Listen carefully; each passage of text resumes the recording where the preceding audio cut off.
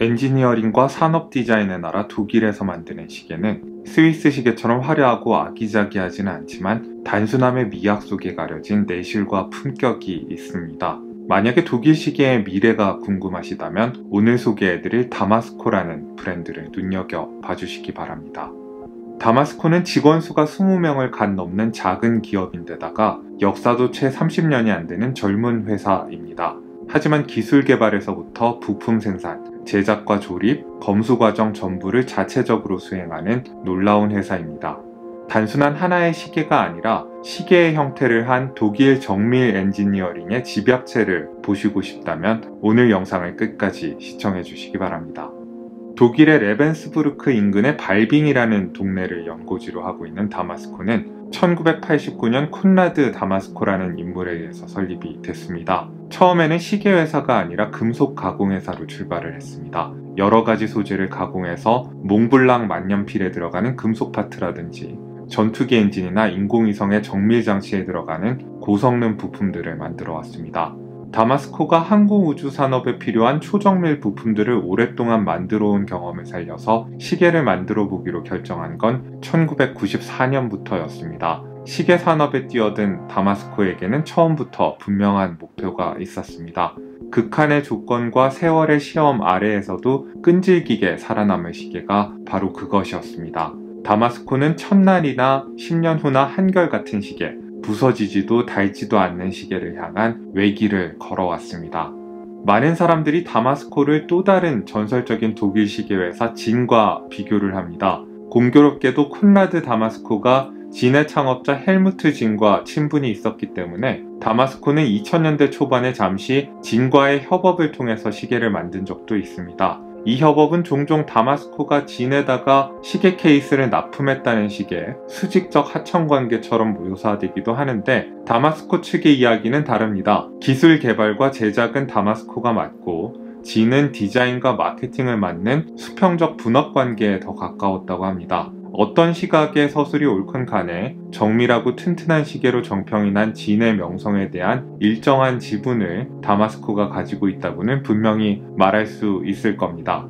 성공적인 금속 가공 엔지니어로서의 경력을 이어오던 콘라드 다마스코는 마이크로미터 수준의 오차만을 허용하는 초정밀 부품들을 오랫동안 만들면서 쌓은 노하우를 바탕으로 100여 개가 넘는 시계 관련 핵심 특허들을 열심히 개발하고 확보해 왔습니다. 또한 정밀 금속 가공을 위한 생산 설비들을 시계의 생산에도 투입했습니다. 뛰어난 기술력과 꼼꼼한 품질 관리 덕분에 다마스코는 짧은 역사에도 불구하고 가장 내구도 높고 신뢰할 만한 성능을 가진 시계를 만드는 회사로 이름을 떨치기 시작했습니다. 특히 다마스코의 DC56SI라는 크로노그래프 시계는 독일의 유로파이터 조종사들이 10여 년 넘게 공식 시계로 활용하고 있는 엄청난 시계입니다.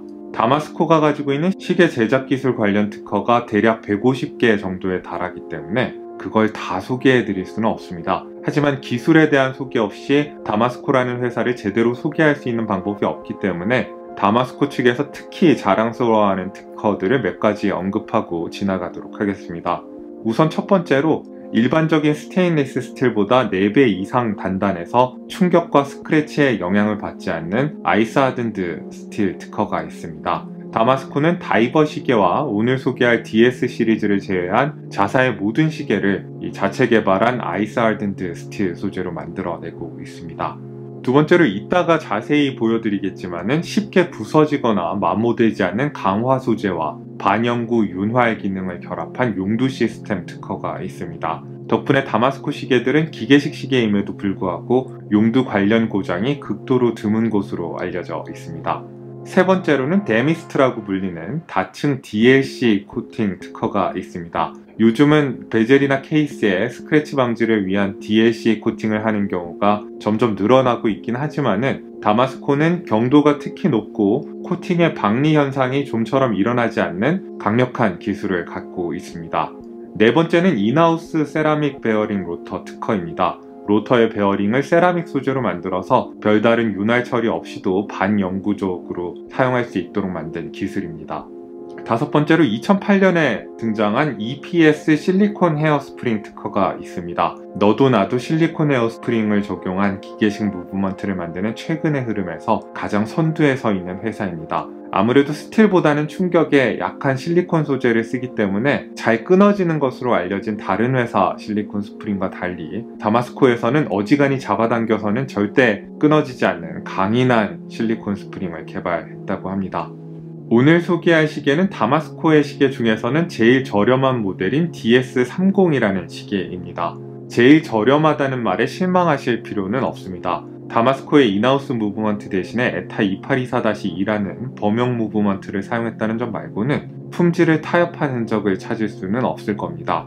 겸손한 사이즈에 극도로 단순한 디자인이라서 자칫 놓치기 쉽지만은 완벽한 구성 요소들의 비례와 인체공학적 설계가 스위스 시계와는 다른 차원의 우아함을 느낄 수 있게 해줍니다. 물론 엔지니어링의 대가 다마스코의 시계답게 단단하고 튼튼한 건 물론입니다. 다른 회사들과 다르게 다마스코는 방수 성능 테스트도 랜덤 샘플링으로 일부 시계만 진행하는 게 아니라 일일이 하나씩 진행을 한다고 합니다. DS30의 사이즈는 부담스럽지 않습니다. 케이스의 지름은 39mm이고 러그 투 러그의 길이는 46.8mm입니다. 제 17.8cm 둘레의 손목에 올려보면 착 맞는다는 느낌이 들고요. 개인적으로 38mm에서 40mm 사이가 일상용 시계를 겸할 수 있는 다목적 전천후 시계의 사이즈로서는 가장 이상적이라고 생각하는 편인데 공교롭게도 롤렉스의 익스플로러도 정확히 이 사이즈입니다. 200m라는 어지간한 다이버 시계 못지않은 방수 성능을 가지고 있음에도 두께는 9.9mm입니다. 꽤 타이트한 셔츠깃 밑으로 들어갈 수 있을 정도로 얇은 편이고 무게도 시계줄을 포함해 67g으로 상당히 가볍습니다. 가볍고 얇은 데다가 손목을 감싸듯이 달라붙는 편안한 착용감의 시계라서 본인 사이즈보다 약간 큰 시계를 차는 걸 좋아하시는 여성분들께도 좋을 것 같습니다. 15.2cm의 손목 둘레에 노생활 씨가 착용한 모습을 보시면 딱히 넘치는 느낌은 아니죠? 러그의 너비는 줄질에 친화적인 20mm이고 드릴드 러그를 채택을 해서 심지어 시계줄을 더 쉽게 교체할 수 있도록 만들어 줬습니다. 단순한 디자인의 시계이고 어지간한 줄은 다 잘 받아주기 때문에 줄질의 욕구를 많이 유발하는 시계라는 점을 다마스코 측에서도 잘 이해하고 있는 것으로 보입니다. 기본적으로 장착된 몬타나 스트랩은 20mm에서 17mm로 테이퍼 다운이 되는 시계줄입니다. DS30의 케이스는 잠수함을 만들 때 쓰이는 오스테나이트 계열의 스틸을 사용해서 제작이 됐습니다. 다마스코가 원래는 엄청난 강도를 자랑하는 마르텐사이트 계열의 아이스 하든드 스틸 케이스로 유명한 회사이지만은 다이버 시계와 DS 시리즈는 잠수함과 같은 오스테나이트 계열 스틸로 제작을 합니다.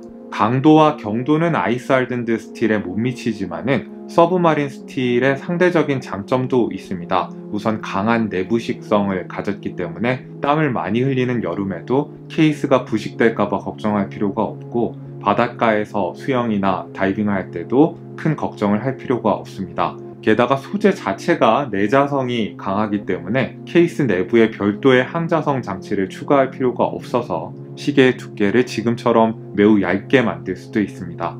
딱히 경도가 높지는 않은 서브마린 스틸의 약점을 보완하기 위해서 표면 경화 가공을 했기 때문에 이 케이스도 비커스 경도가 1200에 달합니다. 어지간한 금속으로는 긁을 수 없는 수준의 경도를 갖고 있어서 못으로 긁어도 긁히지 않습니다. 물론 서브마린 스틸 자체의 경도는 티타늄 정도의 강도를 갖고 있기 때문에 강한 힘으로 어딘가에 내팽개쳐지거나 찍힌다면 흠집이 생길 수는 있습니다. 금속 가공으로 유명한 회사답게 케이스의 윤곽은 매우 뚜렷한데 모서리들은 완벽하게 부드럽게 마감이 되어 있습니다. 비드 블라스트 처리를 골고루 일관되게 적용한 피니시이고요. 입자가 거칠게 보이는 비드 블라스트가 있고 실크처럼 곱게 빚어진 비드 블라스트가 있는데 다마스코의 선택은 후자입니다. 완벽하게 납작한 케이스백과 적절하게 기울어진 유선형의 러그 때문에 착용감이 매우 편안한 시계입니다. 다마스코의 케이스는 시계 수리하시는 분들한테 특히 평가가 좋은데요. 케이스를 보면은 마치 일체형으로 제작된 것처럼 꼭 맞물려 있지만은 사실 앞부분의 베젤도 케이스백처럼 스크루인 방식으로 결합이 되어 있어서 수리할 때 용이하게 분리할 수 있다고 합니다. 마치 다이버 시계처럼 크라운 가드에 둘러싸인 용두의 지름은 5.7mm이고 다마스코의 이니셜이 새겨져 있습니다. 아까도 말씀드렸지만 이 시계 용두 시스템은 다마스코가 특허를 갖고 있습니다. 용두와 주변 부품들이 기계식 시계에서 가장 취약한 부분임에도 불구하고 다른 브랜드들은 브라스나 플라스틱 같은 소재를 사용해서 안이하게 만든 용두 시스템을 적용한 경우가 많은데, 다마스코는 용두와 관련 부품에도 케이스와 같은 강화 스틸을 사용을 하고, 역시 다마스코가 특허를 가지고 있는 비톤 오링을 활용해서 3중으로 실링을 했습니다. 게다가 윤활 오일을 바르는 게 아니라 반영구 고체형 윤활셀 안에서 용두가 돌도록 해서 별도의 윤활 처리 없이 언제나 부드러운 용두의 움직임을 느낄 수 있도록 설계가 되어 있습니다. 그뿐만 아니라 스크루다운 크라운이 잠겨 있을 때는 무브먼트와 용두심이 완전히 분리될 수 있도록 설계를 해서 용두에 가해지는 압력이나 충격, 진동이 무브먼트로 전달되지 않도록 만들었습니다. 평면의 사파이어 크리스탈 시계 유리는 아주 강력한 무반사 처리가 들어가 있습니다. 제가 이제까지 리뷰한 시계 유리 중에서 가장 선명한 시계 유리라고 할 수 있을 것 같습니다. 거의 번쩍임이나 어른거림이 존재하지 않는다고 봐도 무방할 정도입니다. 그리고 제가 이 시계에서 가장 좋아하는 부분이 다이얼입니다. 케이스와 마찬가지로 역시 광택이 없는 매트 블랙 다이얼은 순백의 야광도료를 사용한 인덱스 및 시분층과 시원한 대비를 이룹니다. 단순히 단정하고 단순한 시계가 아니라 누가 봐도 부정할 수 없는 독일 시계의 아이덴티티가 묻어나오는 것도 마음에 듭니다. 강조된 챕터링과 스워드 모양의 시분침은 다분히 전설적인 항공시계의 디자인인 플리거로부터의 영향이 느껴집니다. 인덱스와 시분침의 모양을 좀 더 모던하게 단순화시키면서 가운데가 비는 느낌이 들 수도 있었는데, 다마스코 특유의 십자를 가운데에 프린트를 해서 그러한 느낌도 소거를 했습니다. 독일 시계답게 다이얼은 매우 정교하고 꼼꼼하게 만들어졌습니다. 특히 다마스코의 로고나 메이드 인 저머니 같은 프린트는 깨끗함의 극치를 보여줍니다. 날짜창도 다이얼의 완벽한 대칭을 침해하지 않도록 상당히 신경을 쓴 모습입니다. 다른 시계들처럼 날짜창이 3시 방향의 인덱스를 파먹지 않도록 하고 흑백 반전을 시켜서 읽기는 좋지만은 너무 눈에 띄지는 않도록 만들었습니다. 제가 아는 그 어떤 시계보다 정확하고 빠르게 읽을 수 있는 단순하고 기능적인 다이얼이지만은 동시에 현대적이고 세련된 느낌도 갖고 있습니다. 어떤 시계줄에 연출하느냐에 따라서 이미지가 달라지기 때문에 트레이닝복이나 일상복은 물론 정장에까지 어울리게 만들 수 있을 것 같습니다. DS30의 야광으로는 X1 등급의 슈퍼루미노바 C1 도료가 사용이 됐습니다. C1 도료의 색상 자체는 BGW9이나 C3보다 밝지는 않지만은 다마스코는 X1 등급의 도료를 사용을 해서 보다 나은 밝기와 지속력을 보장을 하고 있습니다. 여러 겹으로 잘 바른 야광이어서 쨍한 밝기와 상당히 괜찮은 지속력을 보여줍니다. 빛이 오랫동안 쬐지 못한 상황에서도 미미하게나마 계속해서 빛이 지속되는 것을 확인했습니다. 뒷면을 뒤집어 보면은 별로 장식이랄 게 없는 솔리드 케이스백이 스크루인 방식으로 들어가 있습니다. 하지만 이 케이스백이 특별한 이유는 이 부분 역시 타협 없이 서브마린 스틸이 사용되었기 때문입니다. 일반적인 316L 스테인리스 스틸 시계와도 다르고 라도의 세라믹 시계들과도 뭔가 다른 착용감을 느끼시게 될 겁니다. 개인적으로는 다른 소재보다 조금 부드럽고 따뜻한 착용감이 있다는 인상을 받았습니다. 이 시계에서 아마 가장 평범한 부분은 엔진일 겁니다. 엔진으로는 엘라브레 등급의 에타 2824-2 무브먼트를 사용을 했습니다. 파워 리저브는 38시간이고 시간당 28,800회, 초당 8회의 진동수를 가진 고진동 무브먼트입니다. 일평균 오차는 플러스 마이너스 5초, 최대 오차는 플러스 마이너스 20초 정도로 알려져 있습니다. 가격대에 비해서 나쁜 무브먼트는 아니지만 다른 부분이 워낙 뛰어나니까 다소 아쉽고 평범해 보이는 선택으로 느껴집니다. 탑급으로 진행을 했으면 낫지 않았을까 하시는 분들이 있던데, 제 생각에는 디스플레이 케이스백이 아닌데 탑급 무브먼트를 쓰는 건 가격이나 올리고 좀 낭비를 부르는 게 아닌가 하는 생각을 합니다. 이 시계의 시계줄은 사실 와루와 치즈와 저희 채널에서 공동으로 기획을 하면서 몬타나 브라운 스트랩을 매칭을 시킨 겁니다. 원래는 통상적인 필드 시계에 어울릴 만한 빈티지 스트랩을 많이 매칭을 하지만은 다마스코의 빈티지 스트랩이 좀 한국 사람의 손목에 비해서 지나치게 길다는 평가가 있습니다. 게다가 저는 DS30이 좀 더 단정하고 우아하게 연출해도 멋있는 시계라고 생각을 해서 몬타나 브라운주를 연결을 해 봤습니다. 몬타나 브라운이 색상도 좀 더 밝아서 다이얼을 더 돋보이게 만들어줍니다. 빈티지 가죽줄처럼 아주 거칠게만 만든 줄도 아니고 악어무늬 가죽처럼 과하게 드레시한 느낌도 아니어서 모든 상황에 어울리는 시계에 더 적합한 줄이라고 생각을 했습니다. 부드러운 송아지 가죽에다가 고급스러운 패턴과 광택을 적용한 줄입니다. 바느질이나 엣지도 아주 단정하게 처리가 되어 있는데 두께는 2mm를 간 넘는데 길들일 필요가 없을 정도로 부드럽고 유연합니다.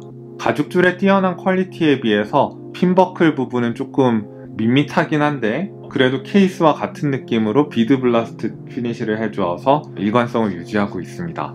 총평을 해보겠습니다. 저는 100만원이 넘는 시계에서 가성비라는 말이 성립하지 않는다고 생각해 왔습니다. 하지만 다마스코의 DS30을 보고 나서 그 견해를 수정해야겠다는 생각을 하게 됐습니다.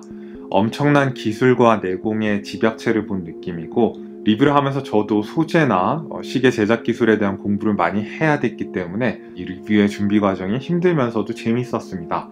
전천후 스포츠 시계로나 단정한 준 드레스 시계로나 다목적으로 활용 가능한 단순하고 세련된 디자인도 그렇고 싫어할 만한 구석을 찾기가 힘든 시계였습니다.